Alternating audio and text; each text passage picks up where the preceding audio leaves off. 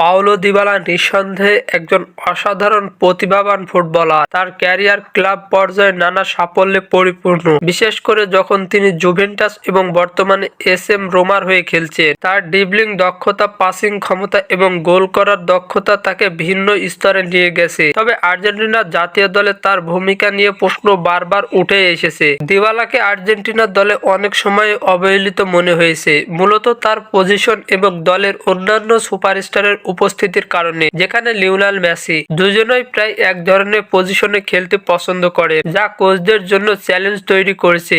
ফলে দিবালা তার জাতীয় দলের ক্যারিয়ারে ধারাবাহিকতা আনতে ব্যর্থ হয়েছে। তবে সাম্প্রতিক সময়ে ক্লাব পর্যায়ে দিবালা তার সেরা ফর্মে ফিরেছেন। এসএম রোমার হয়ে তার পারফরম্যান্স দেখিয়ে দিচ্ছে যে তিনিও একজন শীর্ষমানের একজন ফুটবলার। তিনি দলের আক্রমণ ভাগে আরো প্রাণবন্ত এবং কার্যকর করে তুলছেন। গোল এবং অ্যাসিস্টের মাধ্যমে তিনি নিজের প্রতিভার প্রমাণ দিচ্ছেন। আসন্ন বিশ্বকাপ বাছাই পর্বে আর্জেন্টিনার দলে দিবালার ভূমিকা গুরুত্বপূর্ণ হতে পারে।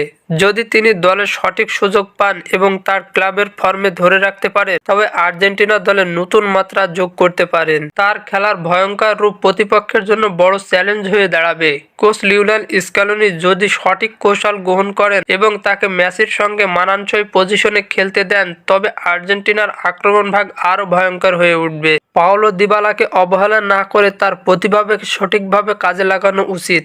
আর্জেন্টিনার সামগ্রিক সাফল্যের জন্য অত্যন্ত গুরুত্বপূর্ণ।